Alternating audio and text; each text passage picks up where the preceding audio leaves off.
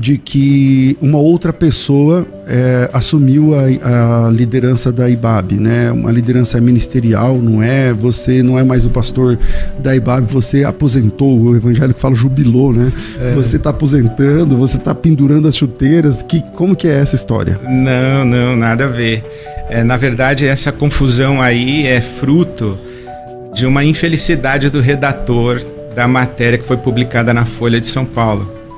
O Juliano Speyer escreveu: Ed Renekiewicz apresenta seu sucessor e a IBAB está sob nova direção. Aí não tem margem para... Aí não tem margem de... né?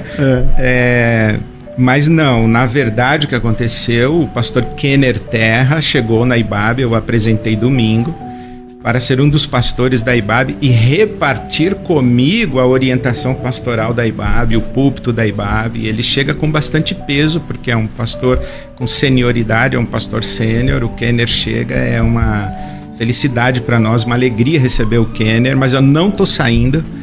A governança da nossa igreja... Como é que funciona a estrutura? É interessante da IBAB, isso. Então, a governança da IBAB, primeiro que o fórum máximo de autoridade de uma igreja batista é a sua assembleia. Isso. A assembleia onde todos os membros têm vez e voz, podem se expressar e podem ser votar, e ela é a autoridade. Então, o que a assembleia de uma igreja batista decide, ninguém revoga. Nós não temos um concílio externo. A Convenção Batista Brasileira é um fórum de cooperação voluntária, não é uma autoridade sobre a comunidade, sobre a igreja local. Então, a IBAB é uma igreja batista. A Assembleia é o seu fórum máximo de governo. É soberana. Entretanto, a Assembleia da IBAB delegou a um conselho a gestão da igreja, a direção da igreja, presidir a igreja no intervalo das assembleias. Então, a gente tem uma assembleia por ano, e temos o conselho da igreja, que nós chamamos de presbitério local. Então eu presido o presbitério. Eu continuo sendo pastor-presidente da IBAB. E ele é formado de quantas pessoas, esse conselho? 13 pessoas. 13 pessoas. Você preside. Eu presido. Então eu sou pastor-presidente da IBAB. E nós temos também, além do conselho, nós temos o nosso colégio de ministros e pastores, porque o conselho são líderes que não são necessariamente pastores, teólogos, ministros, são os que nós chamamos leigos. Então nós temos homens e mulheres no nosso conselho. Membros antigos, pessoas com maturidade, referência na comunidade. Né, pessoas comprometidas com voluntariado há muitos anos, em áreas estratégicas de ministérios da IBAB. Então, esse é o conselho.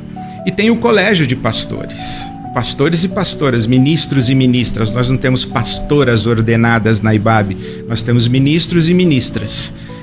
Então, aqui no colégio ministerial, nós temos 11 pessoas. Então, o Kenner, ele preside o colégio ministerial. Ah, tá. E eu presido o conselho da igreja, e nós dois juntos. Mas para o... damos a diretriz. Tirando essa questão todo documental, para o membro da igreja, o que mudou a partir de domingo passado? Nada. Para o membro da igreja não muda nada. Não muda a visão teológica da igreja, a orientação pastoral da igreja. O que muda é que a igreja se torna absolutamente enriquecida com a chegada de um pastor como Kenner Terra. Mas a orientação pastoral da igreja é a mesma. Por exemplo, eu continuo sendo pastor-presidente e continuo no púlpito da IBAB todo domingo. Entendi. Então a rigor mesmo... Porque, mas você vê, como uma notícia...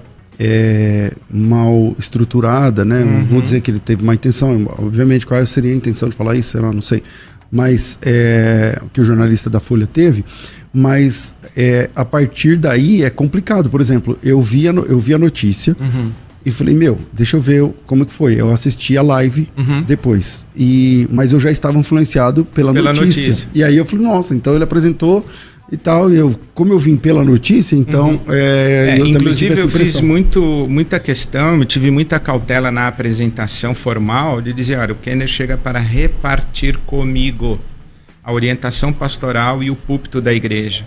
Isso é verdade. Eu acho que a confusão também se deve ao fato de que o Kenner não é mais um dos pastores da igreja. Ele é um dos pastores da igreja, mas ele preside a equipe de pastores da igreja. Eu acho que isso pode gerar uma confusão. Então, né? Exatamente. E ele vai... Então, eu não posso dizer de nenhum dos outros pastores da igreja, da IBAB, o que eu digo do Kenner, que reparte comigo. Isso. Entende? Eu acho que talvez porque seja essa confusão. Ele tem esse peso maior e tal. Exato, né? Mas aí as pessoas falam, eu recebi muitas mensagens e, pastor, você está saindo? Não, de não membros mesmo? Não estou saindo. Falam, porque nós não ouvimos nada disso. Quer dizer, esse assunto não é um assunto tratado dentro da IBAB. O Ed está saindo. Tem conversa de corredor. Esse ano eu completei 36 anos como pastor da IBAB, né? Um pastor, César. Então, pastorado longevo. E é claro que eu não vou ficar até morrer, sei lá, até quando Deus vai querer que eu continue ali, mas 36 anos é bastante tempo. A Assembleia Geral, ela como que ela numa saída sua, como que funcionaria? Ela teria que escolher o meu sucessor. Entendi. A Assembleia, né? Por não exemplo, é você que vai escolher. O Conselho tem a autonomia e a prerrogativa de convidar o pastor Kenner Terra para presidir o Colégio de Pastores. Mas o próximo... Vamos imaginar que eu deixe de ser o presidente do Conselho e vai ter outro presidente do Conselho. Aí sim seria tipo o meu sucessor.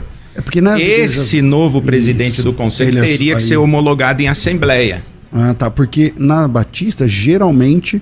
O presidente da igreja, que é da Assembleia, do Conselho, também é o pastor.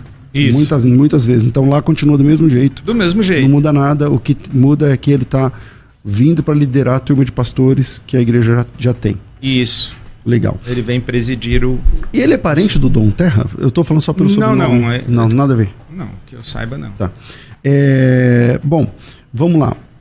Tem aí várias... Quando fala Ed René, eu não sei de que ano para cá que mudou.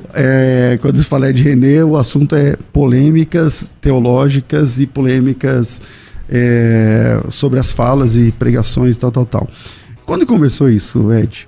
Quando você não entrava no radar da questão polêmica?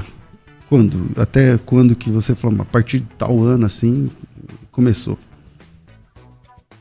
Eu acho que foi quando, faço questão de dizer isso, quando distorceram, manipularam, editaram o meu sermão da mulher samaritana. Até ali, belezinha. Até ali eu recebia críticas, mas as críticas naturais de... Não em avalanche. Do tipo, não concordo com isso, não concordo com aquilo, que a gente, no dia a dia, um é milenista, outro é pós-milenista, o outro, não concordo com isso, não concordo. Essas coisas. Só que ali houve um ataque maldito, porque só numa cabeça muito doentia, alguém acreditaria que eu teria dito que Jesus ofereceu o sêmen dele para a mulher samaritana. E então, essa é a segunda vez que já está conversando. Eu me lembro que eu já perguntei, mas fica à vontade então para falar sobre. Eu jamais diria uma coisa dessa e nunca disse. Mas a maneira como editaram o meu sermão fez você dizer. Fez o recorte de um jeito que O que eu disse é que a mulher poderia interpretar aquilo. Porque a linguagem no contexto cultural poderia dar essa interpretação de duplo sentido para ela. Mas nunca que Jesus teria feito isso. Eu vou dizer a Jesus... Ou que Jesus tivesse... Nunca. Aí foi a primeira vez, César, que eu falei, por que alguém ou alguéns tem interesse em desconstruir a minha figura pública? Aí me chamou a atenção. Por que colocar um alvo nas minhas costas? Onde eu incomodo? A quem eu incomodo? Por que querem desconstruir a minha figura pública? Por que querem me adjetivar como herege? Por que, por exemplo, como as pessoas falam nas minhas mídias sociais, que eu sou um câncer da igreja, que eu sou filho de Satanás, que eu tenho que me converter, que eu sou um apóstata, que eu sou um herege? E você conseguiu ter essa resposta? Eu não sei, mas de 2018 para cá... Começou em 2018? Não. Eu não sei quando foi esse sermão da mulher samaritana, foi na minha série sobre Jesus. Acho que foi no Evangelho de João. Pandemia. Foi antes. E essa maldição das mídias sociais, que você pega um sermão de 40 minutos e transforma num corte de 1 minuto, 30 segundos.